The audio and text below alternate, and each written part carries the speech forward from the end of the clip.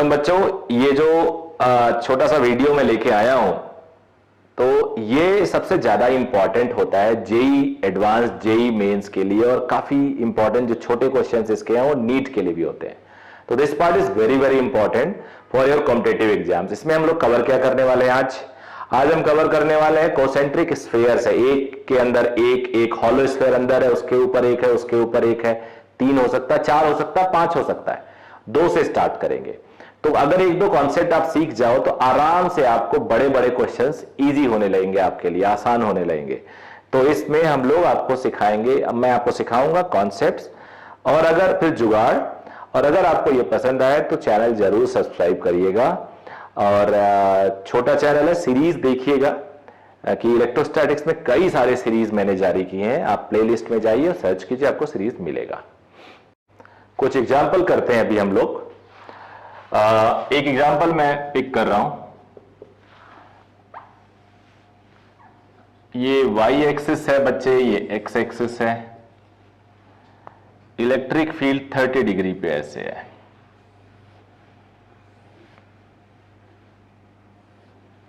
Uniform electric field है।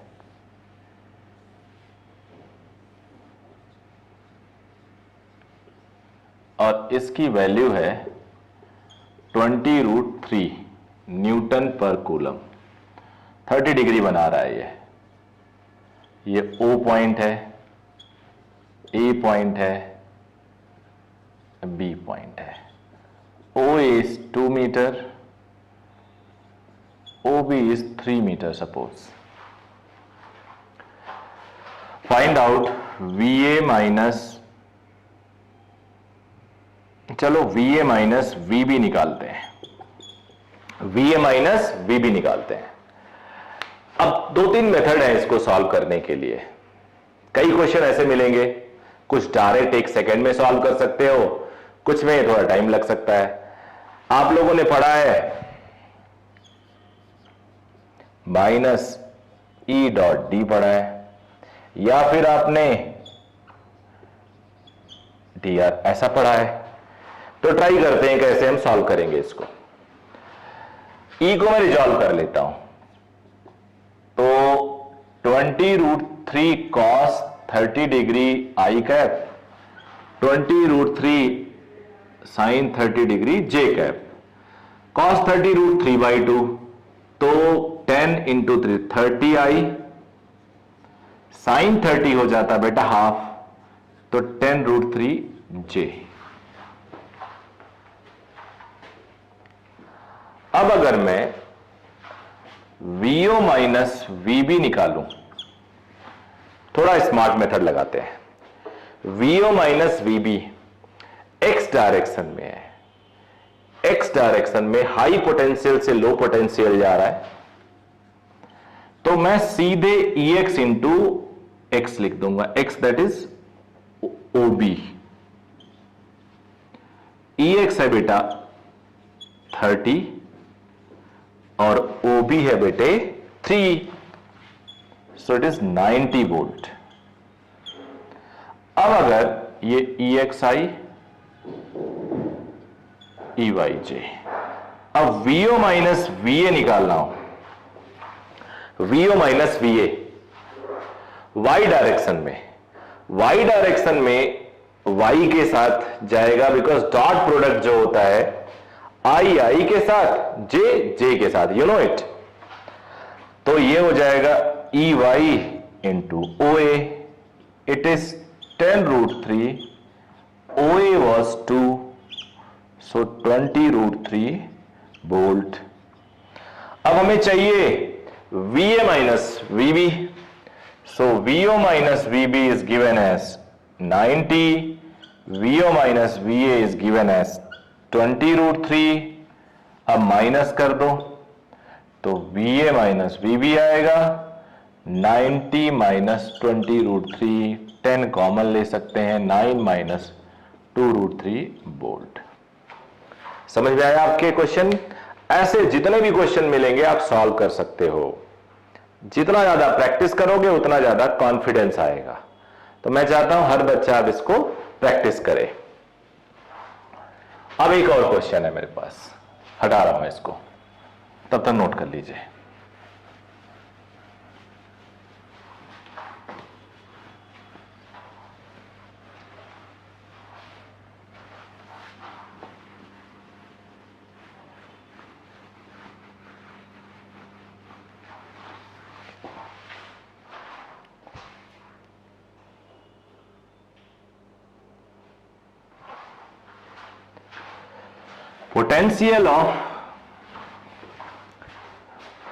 Potential at any point is given as 4x square. Find electric field at 1, 0, 2. तो electric field होता है minus del V X upon del X I cap, del V Y upon del Y J cap, del V Z upon del Z K cap. तो ये तो है ही नहीं, सिर्फ x है। जब एक ही है तो डिफरेंशिएशन की तरह काम करता है, वैसे भी ये डिफरेंशिएशन ही होता है। आई कैप आएगा,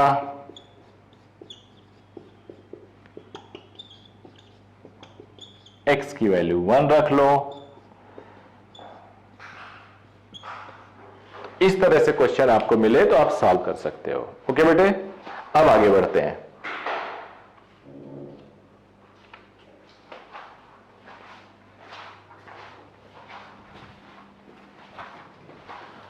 अब आते हैं हम लोग किसी भी मेटालिक स्फीयर की सेल्फ एनर्जी। इंटरेस्टिंग टॉपिक है ये भी, छोटे छोटे हेडिंग्स है।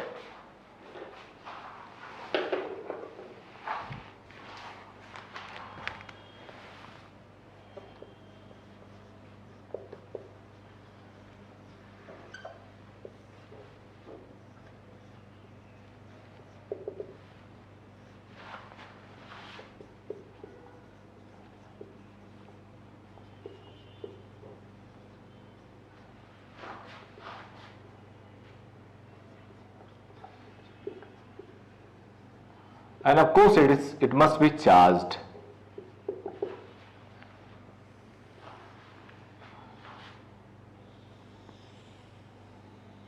ये जरा एक डिस्कशन कर लेते हैं, ये सेल्फ एनर्जी होती क्या है। सेल्फ एनर्जी ये होती क्या है। एक स्फीयर को अगर आप चार्ज करते हो तो जरा उसके मैकेनिज्म को सोचो। सीधे सीधे आप क्यू चार्ज ले जाके पेस्ट नहीं कर देते, ऐसा हम एज्यूम करते हैं। पहले थोड़ा चार्ज रखा, मान लो पॉजिटिव कैपिटल क्यू चार्ज देना है तो थोड़ा चार्ज रखा, वो चार्ज हो गया। फिर अगला जब चार्ज लेके जाओगे तो वो अपोज करेगा आपको, बिकॉज वो भी चार्ज है और आप चार्ज लेके उस पर पेस्ट कर रहे हो। इमेजिन करो आप पेस्ट कर रहे हो, तो हर पेस्टिंग में, हर एक्स्ट्रा चार्ज पेस्ट करने में आपको वर्क करना पड़ रहा है। तो it means the amount of work required to provide a charge to any metal surface or spherical surface in this case will be stored as its self energy.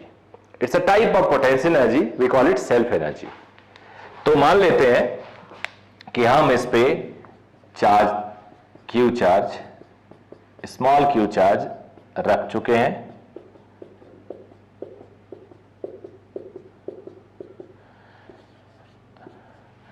और plus dq charge process में, plus dq charge process में capital Q charge देना है, charge to be given, इतना charge हमें देना है। अब सिंस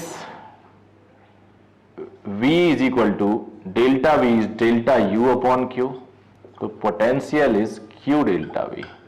यहां हम एक बॉडी है QV मान ले। अब यहां पे चार्जिंग का केस होगा, एनर्जी इज VdQ, ये लेके आ रहा है तो पोटेंशियल इसका कुछ होगा। मेटालिक स्फीयर के सरफेस पे ही चार्ज होते हैं, इसलिए उसका पोटेंशियल होगा KQ/R। हॉलो है तो भी सरफेस पे ही, तो पोटेंशियल होगा KQ/R। अब यहां से इंटीग्रेट करना हो अगर हमें, ये वेरिएशन के लिए ये यूज करेंगे हम लोग, इंटीग्रेशन करना हो तो कांस्टेंट को बाहर करिए, कितना चार्ज आपको देना है, कैपिटल क्यू या क्यू नॉट या कोई वैल्यू या क्यू ही, तो ये क्यू स्क्वायर बाई 2,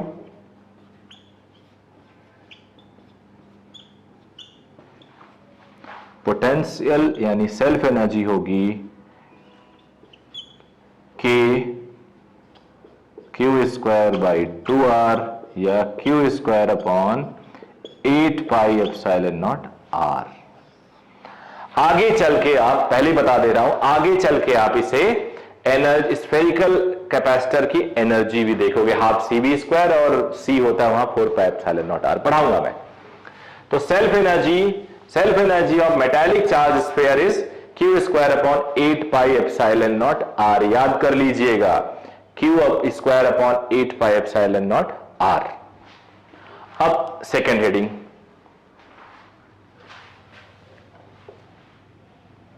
नोट करने के लिए आप वीडियो को रोक के नोट कर लिया करिए, एज लाइक प्रीवियस केसेस।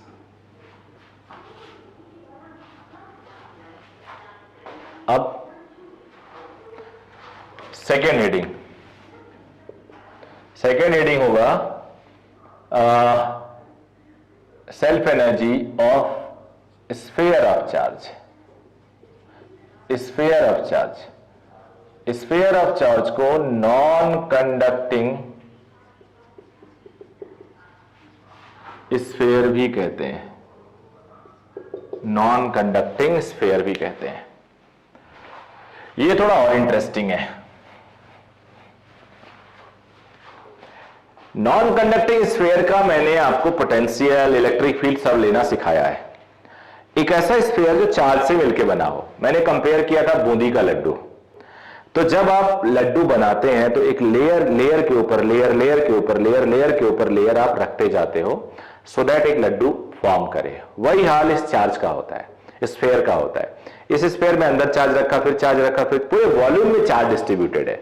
तो इसको मैं ऐसे एज्यूम करते हैं कि पहले स्मॉल आर रेडियस का हमने स्फीयर बनाया, उसकी पोटेंशियल निकाल ली, फिर हम एक डी आर थिकनेस का लेयर उसके ऊपर चिपका रहे हैं, पेस्ट कर रहे हैं, उसमें जो वर्क हुआ उसी को इंटीग्रेट कर देंगे 0 टू आर रेडियस और हमारा आंसर आ जाएगा। तो इसमें हम लोग मान के चलते हैं कि वी हैव मेड, इतना बड़ा बनाना है ऐसे, हमने स्मॉल आर रेडियस का बना लिया है,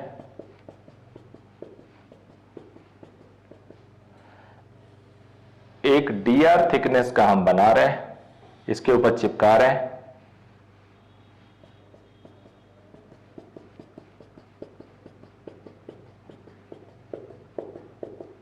मैं समझाता हूं आपको, बिल्कुल चिंता मत करना।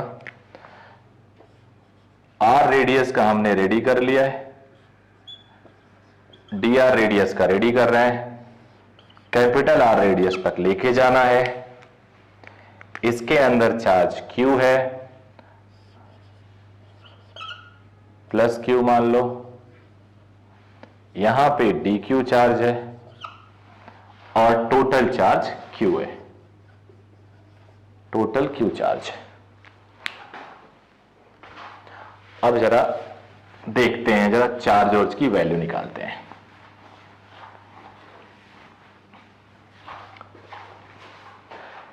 एक बार सिखा रखा हूं मैं, charge density, volume charge density Q upon 4/3 pi r cube. Volume charge density इतना है, तो जो Q होगा वो rho into volume of r radius, rho है और ये है Q r square r cube upon r cube. ये तो ये हो गया। डी क्यू क्या होगा, रो डीवी, ये होगा रो DV.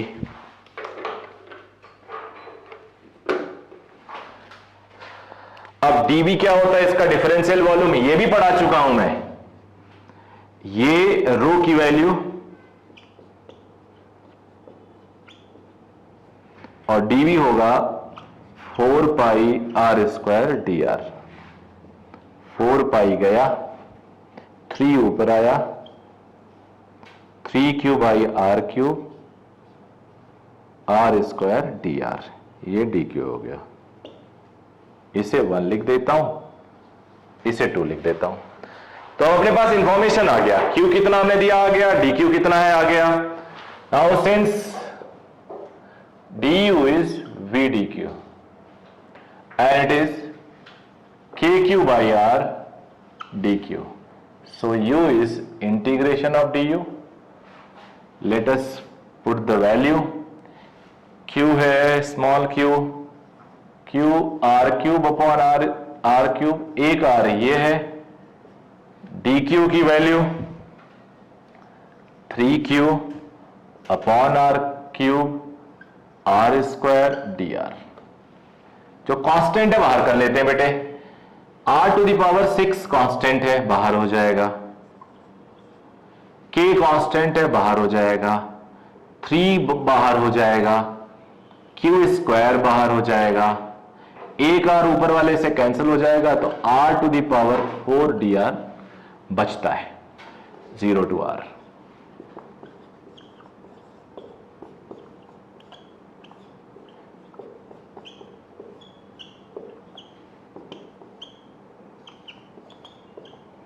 r to the power 5 एक कैंसिल हो जाएगा, ये आ जाएगा, इसे तुम k होता 1/4 पाई एप्सिलॉन नॉट, ये self energy of non conducting sphere की तरह पढ़ सकते हो। क्या हो गया बेटा, self energy of a non conducting sphere 3q square upon 20 pi epsilon naught R.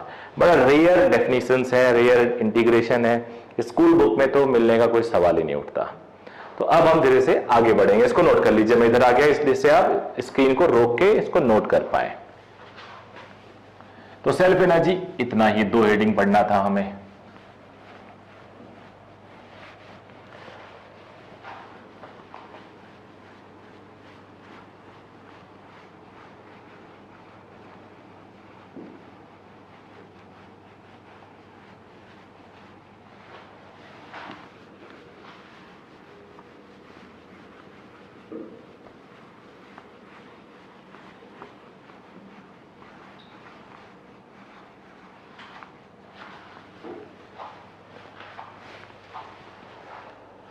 अब इसमें कुछ इंटरेस्टिंग बातें आपको मैं देने वाला हूं। अब हम लोग कोसेंट्रिक स्फीयर्स देखेंगे, जिसमें हम लोग पोटेंशियल और फील्ड निकालेंगे, कोसेंट्रिक स्फीयर्स।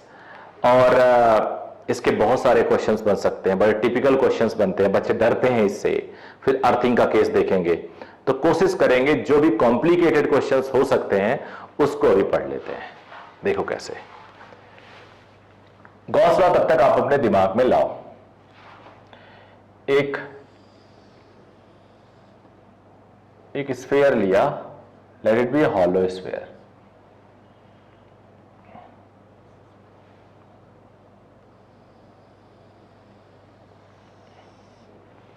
उसके ऊपर एक और कोसेंट्रिक हॉलो स्फीयर लिया,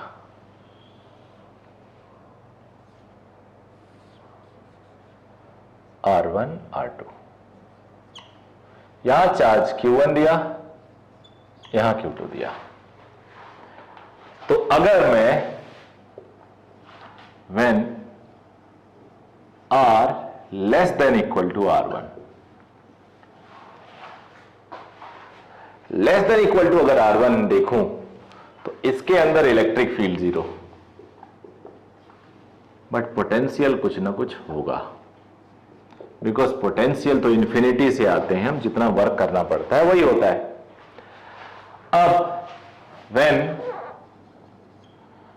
R ग्रेटर देन और इक्वल टू R1 और less than equal to R2, electric field कुछ होगा और पोटेंशियल तो होगा ही होगा। इलेक्ट्रिक फील्ड निकालने के लिए एक गॉसियन सरफेस तुम ले सकते हो, देखना ध्यान से। इलेक्ट्रिक फील्ड निकालने के लिए गॉसियन सरफेस आप ले सकते हो, ये है गॉसियन सरफेस।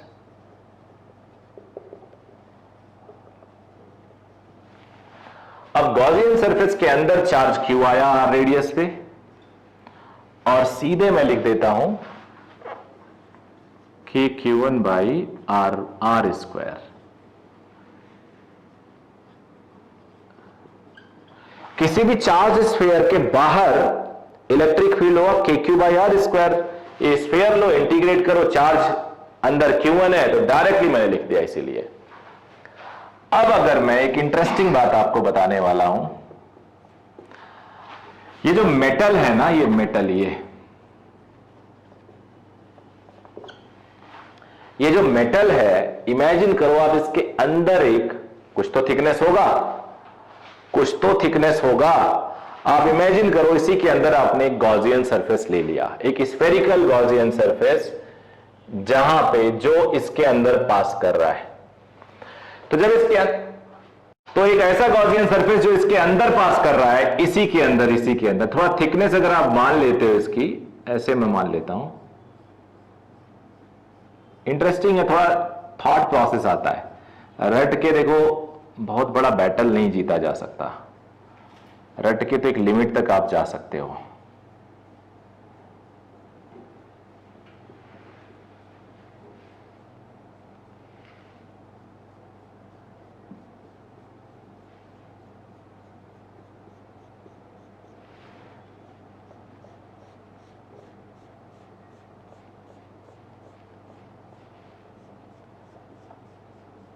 ये बेटा, ये मैंने मान लिया।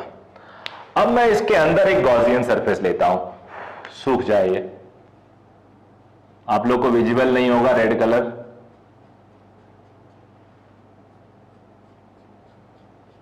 इसके अंदर गॉसियन सरफेस लिया तो इनसाइड मेटल E0, तो चार्ज इनक्लोज्ड 0 आएगा। इसको ऐसे समझते हैं, इसको हम एक कैविटी से समझते हैं। ये मेटल है और इसके अंदर एक प्लस चार्ज है, ठीक है बेटा। अब अगर हम एक गॉसियन सरफेस यहां ले, यहां पे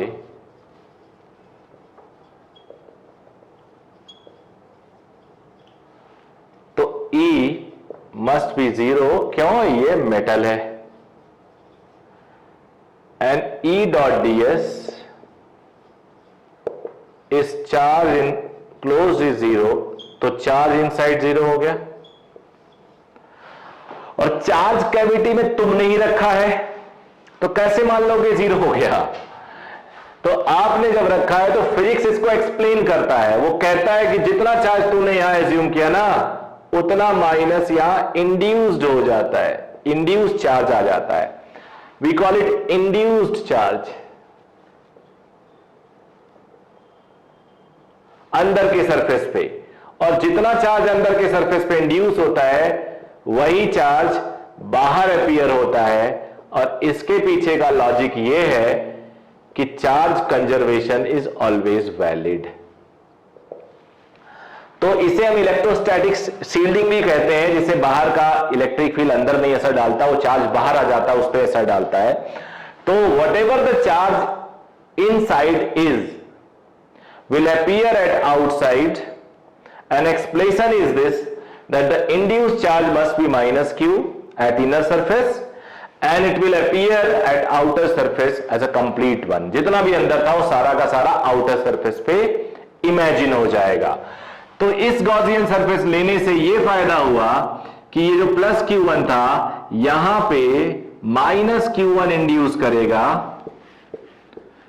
माइनस Q इंड्यूस करेगा, और ये माइनस Q बाहर एक प्लस Q चार्ज बन के आ जाएगा। ये आया अंदर की वजह से, ये बाहर की वजह से। तो अब अगर आप लेते हो when R greater than equal to R2, तो बाहर एक गॉसियन सरफेस अगर आप लेते हो, बाहर एक गॉसियन सरफेस अगर आप लेते हो, तो बाहर आपको गॉसियन सरफेस मिलेगा, टोटल चार्ज उसके अंदर Q1 प्लस Q2, और E की वैल्यू होगी Q1 plus Q2 R square.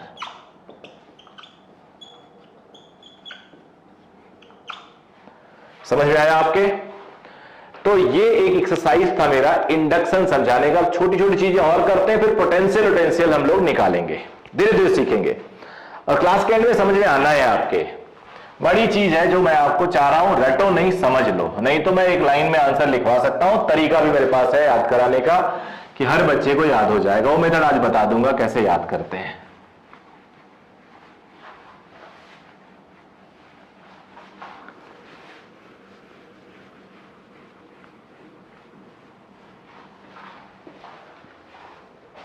ध्यान से देखना बेटा, ये एक मेटल कैविटी है, रेडियस आर है, ये थोड़ा और बड़ा बना देता हूं,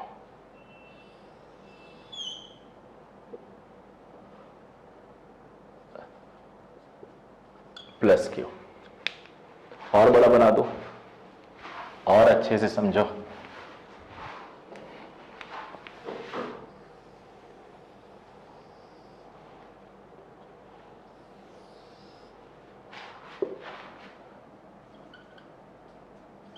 प्लस क्यू, यहां पे इसके क्लोज ज्यादा डेंस चार्ज होंगे, बिकॉज क्लोज है, ऐसे ज्यादा डेंस चार्ज होंगे, फिर डेंसिटी थोड़ी कम होगी, ऐसे। बट यही जब इंडक्शन बन के बाहर आएगा तो वो यूनिफॉर्मली डिस्ट्रीब्यूटेड होगा। अंदर अनयूनिफॉर्म है, अंदर देखो चार्ज के क्लोज में ज्यादा नेगेटिव और दूर में कम, बाहर वो यूनिफॉर्म होगा। ये कॉन्सेप्ट भी बड़ा इंपॉर्टेंट है, इसको भी आपसे पूछा जा सकता है। अब मान लो मुझे किसी ए पॉइंट पे इस चार्ज की वजह से इलेक्ट्रिक फील्ड चाहिए। अब इसका सेंटर यहां है, सी है, ये ओ है, सी से डिस्टेंस है आर सी, ओ से डिस्टेंस है आर ओ, और इस चार्ज से डिस्टेंस है, चार्ज थोड़ा सा और इधर में मान लेता हूं,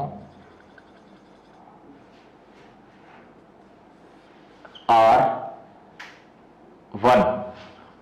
तो इलेक्ट्रिक फील्ड एक ऑप्शन है k q by r one square, k q by r o square, k q by r c square, और एक जीरो। तो ये चार्ज तो आपको पता भी नहीं है। आपको क्या पता अंदर कैविटी है, कैविटी के अंदर एक चार्ज रखा हुआ, कोने पे रखा हुआ है, नॉट एट सेंटर। आपको ये चार्ज दिख रहा है, आपको बाहर वाला चार्ज दिख रहा है, आपको बाहर वाला एरिया दिख रहा है, स्फीयर दिख रहा है, आपको बाहर वाला रेडियस दिख रहा है। तो आंसर ये हो जाएगा। अंदर की वजह से फील्ड नहीं आया, इनडायरेक्टली अंदर की वजह से आया, बट फील्ड ये दे रहा है। तो आई होप ये समझ में आ गया होगा कि कैसे अंदर का चार्ज बाहर अपीयर होता। अंदर it may be non uniform, but outer में ये यूनिफॉर्म होगा, जैसे यूनिफॉर्म फील्ड होता है, बिल्कुल इक्वी स्पेस्ड लाइक दिस।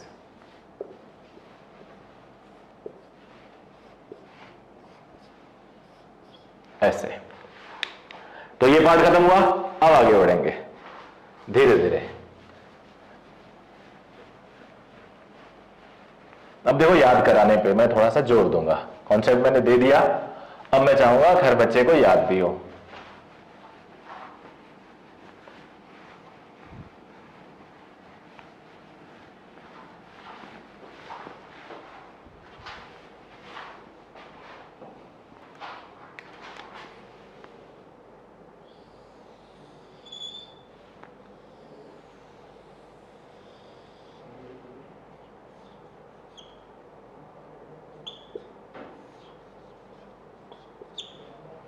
यहां मैंने Q1 दिया, यहां Q2 दिया। तो आपको पता है यहां माइनस Q1 इंड्यूस हो जाएगा, यहां प्लस Q1। अब पहला case, when R greater than or equal to R2. Electric field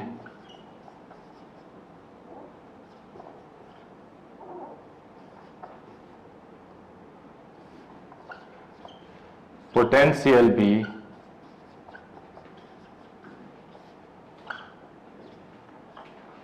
R2। समझ में आया बेटा? इलेक्ट्रिक फील्ड और पोटेंशियल इतना आया।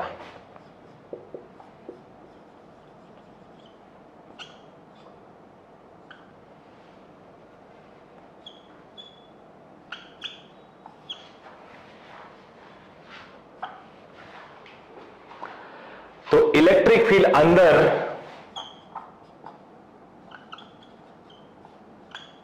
ये हो जाएगा और इनफाइनाइट से आ रहे हो पोटेंशियल निकालने के लिए। मैं तरीका बता रहा हूं, मैंने कहा था मैं तुम्हें याद दिला दूंगा। इनफाइनाइट से आ रहे हो सरफेस तक, तो इतना वर्क, जितना वर्क करना पड़ा उतना नोट कर लो। पोटेंशियल ही तो लिख देना होता है। फिर जस्ट अंदर पहुंचे तो माइनस Q1 चार्ज है, रेडियस उतना ही है। फिर यहां R डिस्टेंस पे आए तो यहां पे इलेक्ट्रिक फील्ड Q1 की वजह से आया और कोई डिस्टेंस R ले लिया। इसको देखोगे तो Q1 कैंसिल हो जाएगा, ब्रैकेट ओपन करो,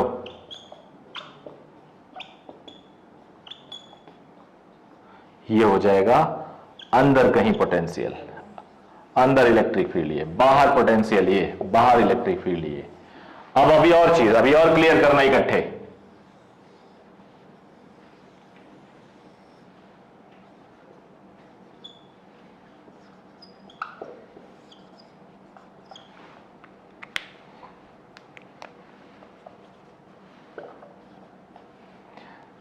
electric field at 2,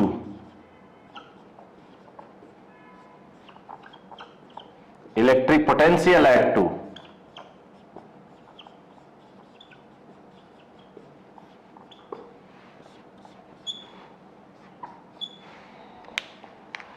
electric field at 1,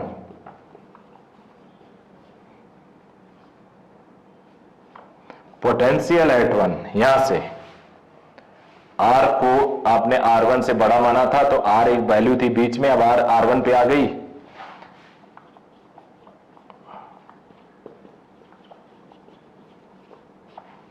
ये हो गया। लिखने का तरीका देखो, इलेक्ट्रिक फील्ड हमेशा टोटल इनसाइड चार्ज देखता है, पोटेंशियल देखता है कि वर्क डन कितना हुआ। जब आप इंफिनिटी से यहां आओगे, ये नहीं पता अंदर ये चार्ज है जो Q1 रेड कलर मैंने दिखाया है, it is because of inside, ऐसा कुछ नहीं है।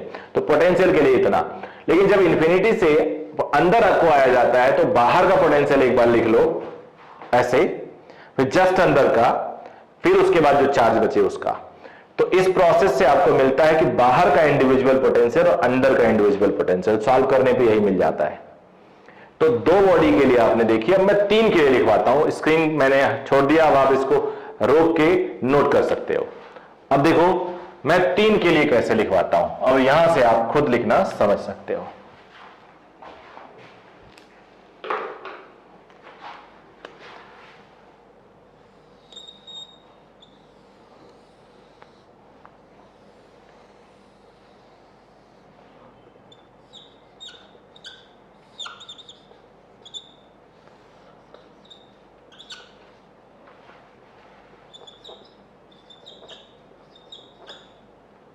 Q1 Q2 Q3, R1 R2 लिखता हूं ABC की जगह पे।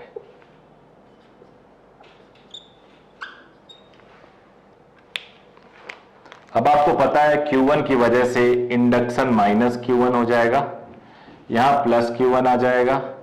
इसकी वजह से induction minus of Q1 plus Q2, यहां प्लस Q2 प्लस Q1 आ जाएगा। अब इसका इलेक्ट्रिक फील्ड और पोटेंशियल लिखना सिखाता हूं मैं।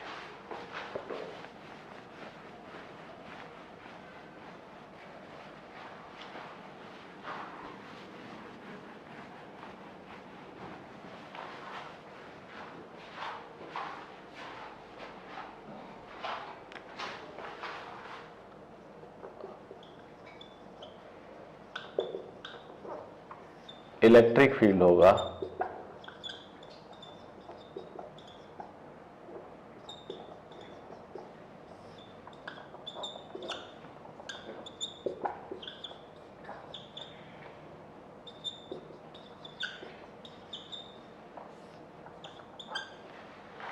ये हो गया। फिर उसके बाद सेकेंड,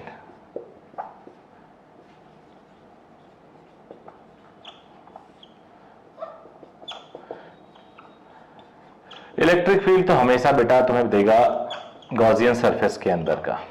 अब इन्फिनिटी से आ रहा है यहां तक पूरा इसका पोटेंशियल लिखोगे, फिर यहां पे पहुंचोगे, फिर यहां। एक बार मैं इसका लिखना सिखा देता हूं। यहां पे V2 निकालना है, ये 1 है, ये 2 है, ये 3 है। तो V3 फिर माइनस ऑफ जस्ट अंदर Q2 plus Q1 by R2 plus R3, यहीं पे इसका, इसकी वजह से इसको सॉल्व करो तो आ जाएगा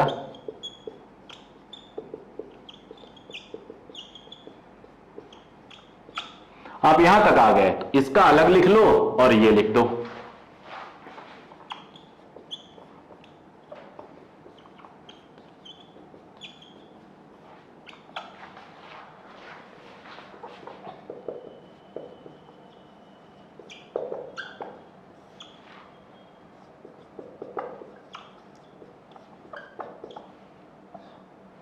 V1, अब V1 अगर लिखना हो तुम्हें तो V2 आ चुके हो, V2 लिखोगे प्लस जस्ट अंदर प्लस, और ये आ जाएगा बेटे सबका अलग अलग। ये करके जरूर देखना, अच्छा लगेगा तुम्हें कि तुम सॉल्व कर पा रहे हो।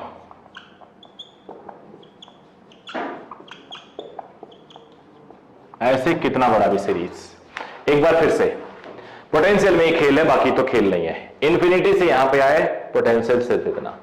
यहां पे आना है, इन्फिनिटी से तुम यहां पे आए तो यहां का पोटेंशियल लिख लिए, जस्ट अंदर आए उसका पोटेंशियल लिख लिए, रेडियस वही रहेगा, थिकनेस नेग्लिजिबल है, थिकनेस अलग है तो कर देना।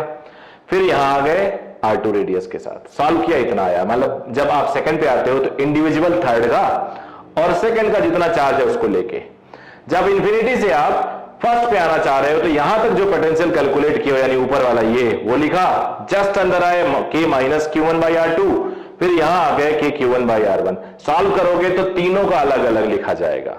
तो जब आप अंदर चलते हो तो बाहर का अलग से लिख लो, potential potential potential. I hope तुम लोग 4 का भी लिख सकते हो, 5 का भी लिख सकते हो। तो ये तरीका है इलेक्ट्रिक फील्ड और पोटेंशियल लिखने का। अब इस पे कुछ क्वेश्चन करेंगे, स्क्रीनशॉट लेके या वीडियो रोक के आप नोट कर लिया करो।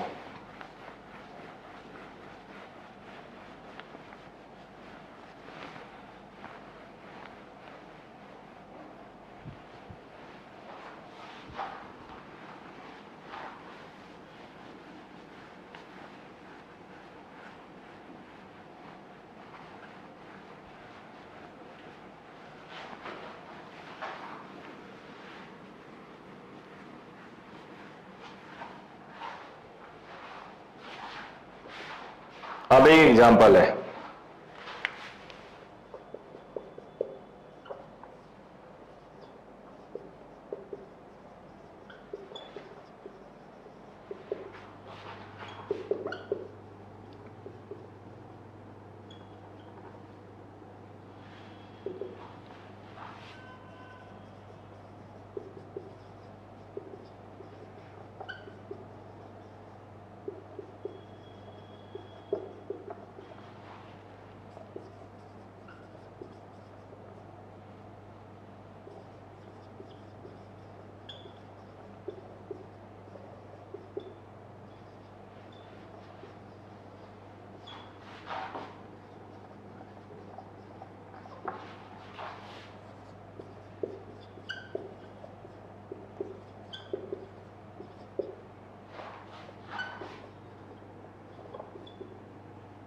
ये नंबर ऑफ इलेक्ट्रॉन ट्रांसफर्ड, ये थोड़ा उसी के साथ लिखवा दूंगा।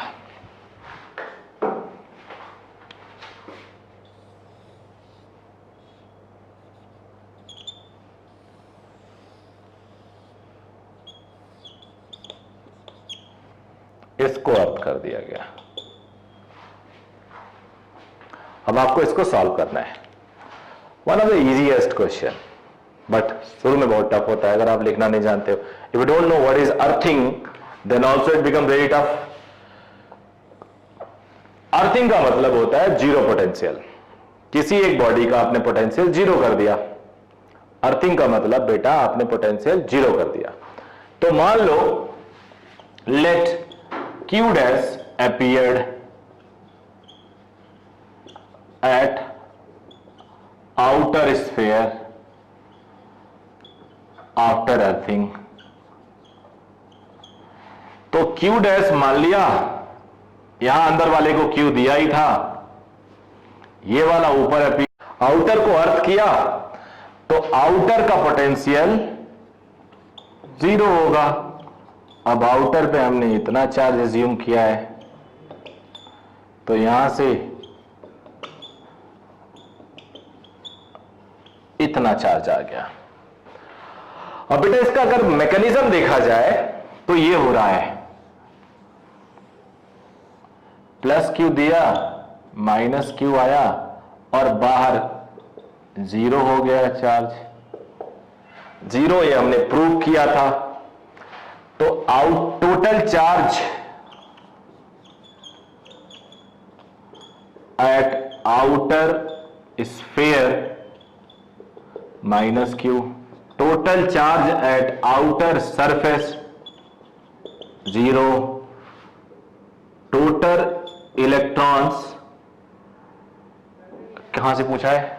अच्छा वो मुझे बताना था।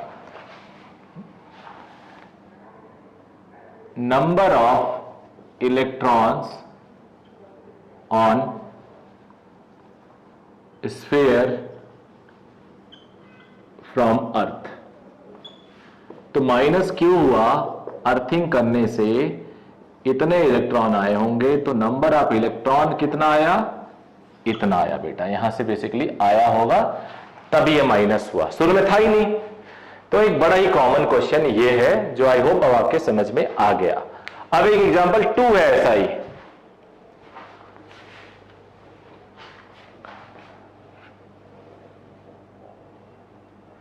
स्लाइड चेंज है। If inner sphere, if outer sphere is given a charge q and inner is earth charge at inner sphere। यहां भी एज्यूम कर लेंगे,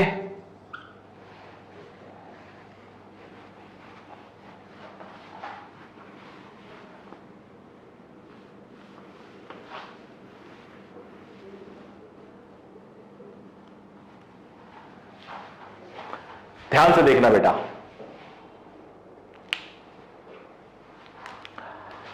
If Q is given as outer sphere and inner is earth, let Q dash charge appeared, तो potential at inner must be zero. Inner का potential लिखना अभी आप सीखे हो, अलग अलग लिखते हैं जब अंदर वाले सरफेस का पोटेंशियल निकालते हैं। तो K से K कैंसिल हो गया,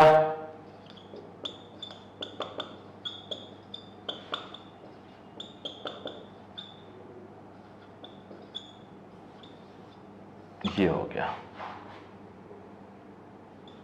ये इतना, यानी यहां आया minus Q A by B, यहां आया क्यू, नेगेटिव आ गया। नंबर ऑफ इलेक्ट्रॉन निकालना हो तो is equal to n into minus ही कर दोगे तो आ जाएगा। यहां भी इलेक्ट्रॉन होके आए, बाहर से नीचे से आए।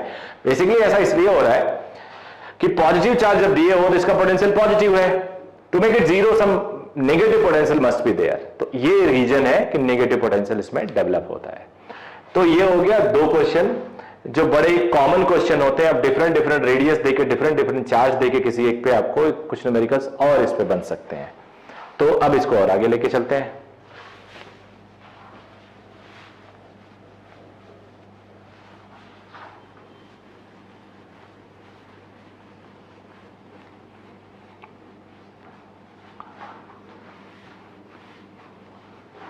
एक और कॉन्सेप्ट आपको दे रहा हूं मैं।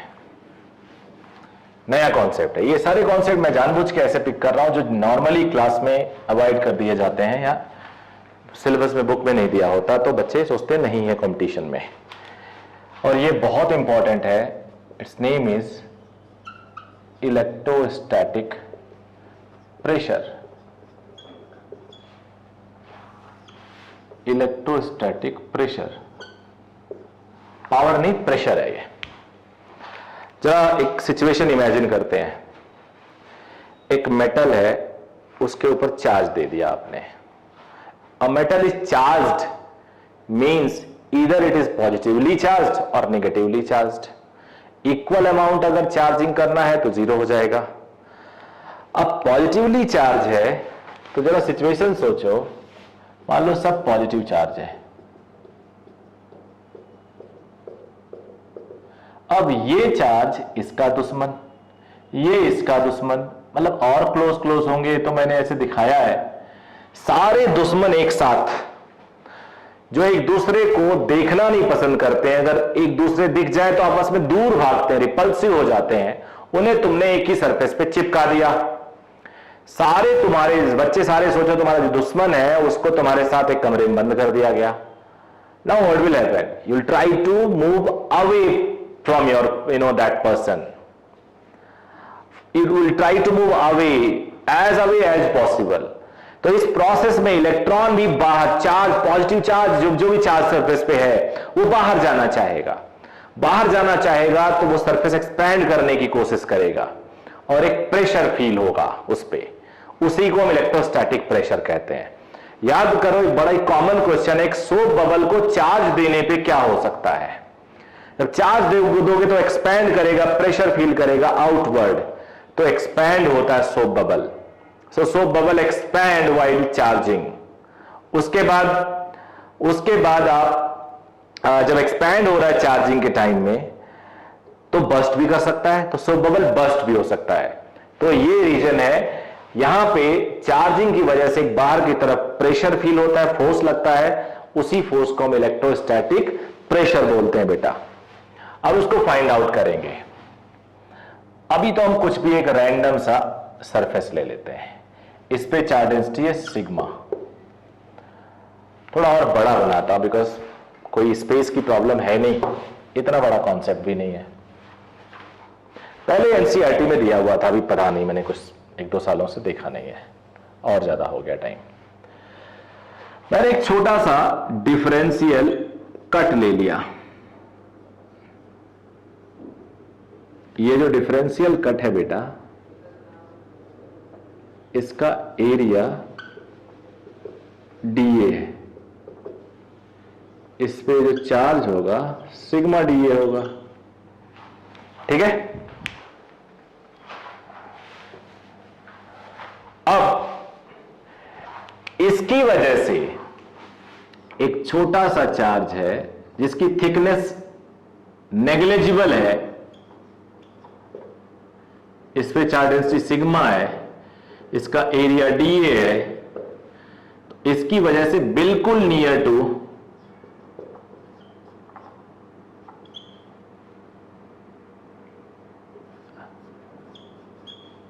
इलेक्ट्रिक फील्ड होगा। ये बिल्कुल नियर टू इलेक्ट्रिक फील्ड आपके आ जाएगा। ये नहीं, यहां इलेक्ट्रिक फील्ड ही आ जाएगा।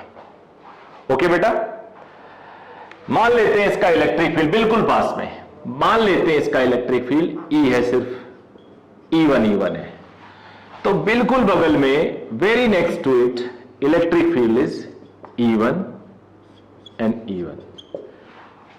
इसलिए मैंने लिखा है इसे क्योंकि छोटे एलिमेंट के बिल्कुल पास में आप इलेक्ट्रिक फील्ड कैलकुलेट कर सकते हो। इनफाइनाइट लेंथ के लिए पढ़ा है ना आपने, तो छोटे के लिए बहुत छोटे डिस्टेंस पे इनफाइनाइट हो जाएगा वो। तो let it be A and it is B. A is point just outside metal, B point just inside metal। अब रिमेनिंग बॉडी की वजह से बाहर की तरफ फील्ड होगा अब मेरे पास स्पेस थोड़ा कम है तो रुक जाओ, मैं मैनेज करता हूं।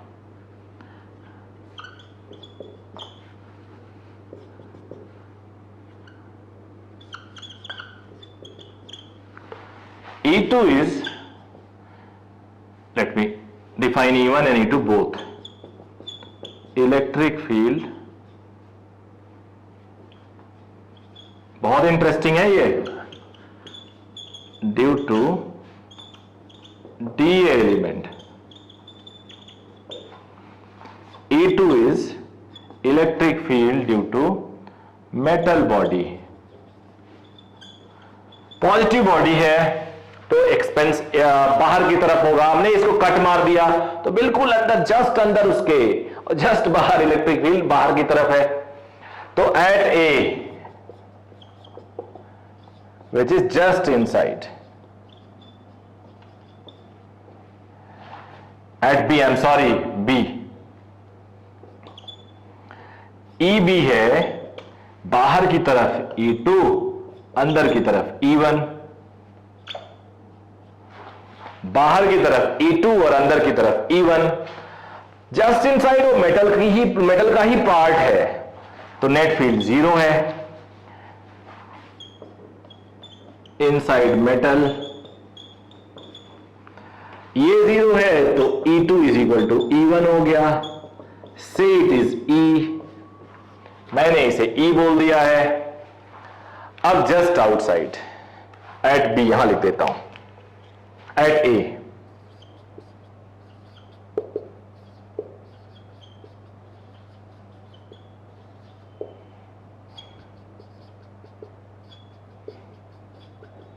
ऐड हो रहा, देखो यहां पे टोटल मेटल की बिल्कुल बगल में इलेक्ट्रिक फील्ड होता है एक मेटल प्लेट जैसा, तो यहां से E हो गया, which is this, which is this. गलती से मैं वहां पे आंसर लिख दिया था तो मैंने संभाला, कई बार आप याद रहता है तो लिख देते हो उसको, तो मुझे याद है पूरी फिजिक्स, आई होप आपको भी याद होनी चाहिए। अब आपको तो एग्जाम देना, मुझे देना भी नहीं है, मैं तो देख के पढ़ा सकता हूं, बट मुझे पूरी फिजिक्स का कोई फॉर्मूला आप पूछ सकते हो, तो आपको भी वही होना चाहिए। तो यहां एक खास बात आई, इंटरेस्टिंग बात आई, अगर आप छोटा सा चिप कट करते हो, ध्यान सुनना मेरी बात को, तो उसकी वजह से भी इलेक्ट्रिक फील्ड उतना ही होगा जितना रिमेनिंग बॉडी की वजह से होगा, और उन दोनों की वजह से फिर हो जाएगा टोटल इनिशियल बॉडी का आधा आधा। ठीक है बेटा, तो अगर कट करते हो चिप तो उसकी वजह से जो फील्ड होगा वो रिमेनिंग बॉडी की वजह से भी उतना होगा, और दोनों की वैल्यू होगी एक्चुअल जो था उसकी फील्ड का आधा, तो सिग्मा अपॉन 2 एप्सिलॉन नॉट। अब जो मैं बताने वाला हूं वो थोड़ा सा और इंटरेस्टिंग है, यहां लिख देता हूं, स्पेस जो है मेरे पास थोड़ा सा। Force on D element. अब जरा सोचो, जो डी एलिमेंट है खुद के ऊपर खुद का फील्ड नहीं होता, खुद के ऊपर खुद का फील्ड नहीं होता, मैं अपनी फील्ड में नहीं रहूं, मैं हूं रिमेनिंग बॉडी यानी E2 की फील्ड में हूं, तो force on D element is charge on it into E2। समझ में आया कि नहीं आया?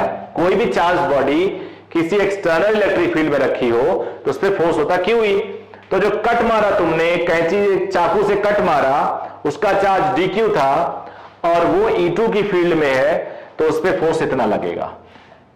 चार्ज होता है सिग्मा इंटू एरिया, E2 है सिग्मा अपॉन 2 एप्सिलॉन नॉट, तो ये हो गया sigma square upon 2 epsilon naught dA, ये हो गया।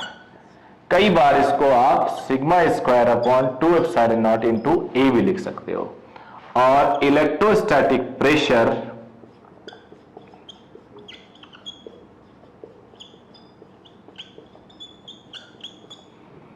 फोर्स अपॉन एरिया, ये होता है sigma square upon 2 epsilon naught. Note कर लीजिए इन सबको, कंप्लीट नोट करिए, मैं तो ज्यादा टाइम नहीं दूंगा आपको, मैं इसको और एक्सप्लेन अभी करना चाहूंगा, कुछ और बातें आपको बताना चाहूंगा।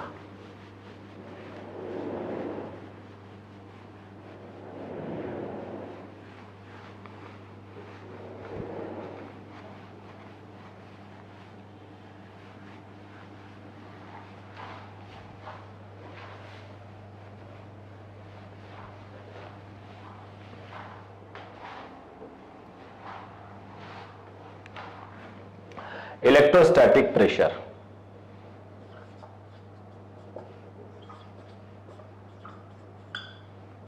अगर मान लो कोई बॉडी है, अब एक नॉर्मल बॉडी ले लेते हैं, सिग्मा होता है चार्ज अपॉन एरिया, तो प्रेशर हो जाएगा एरिया हो जाएगा ये। अब अगर आप चाहें तो फोर्स देखें,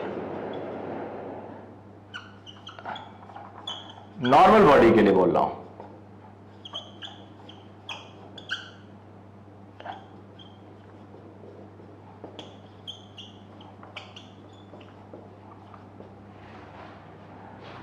अब अगर इसे मैं 2 एप्सिलॉन नॉट एरिया मान लो, इसको यहां लिख देता हूं, बहुत अच्छी अच्छी बातें आएंगी। इसीलिए कहते हैं आप इन्वॉल्व हो फिजिक्स में तो आपको कोई प्रॉब्लम ही नहीं आएगा, आप रिलेट खुद करने लगोगे, और जब आप रिलेट करने लगोगे एक दूसरे से तो समझ लो आपको इससे गलती नहीं होगी, फिर आपकी प्रॉब्लम नहीं आने वाली। देखिए कैसे, एक spherical body for sphere, force आया,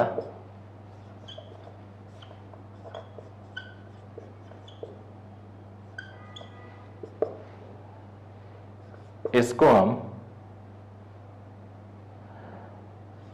Q square upon 8 pi epsilon naught R square ऐसे लिख सकते हैं। थैंक यू वेरी मच बच्चों इस वीडियो को देखने के लिए। जैसा भी आपको पसंद आए, कुछ और चीज आए तो कमेंट जरूर करिएगा, क्योंकि मेरा पर्सनल बिलीव है अगर आपको इससे बेनिफिट मिलता है तो मेरे लिए वो सेटिस्फेक्शन होगा। थैंक यू बच्चों।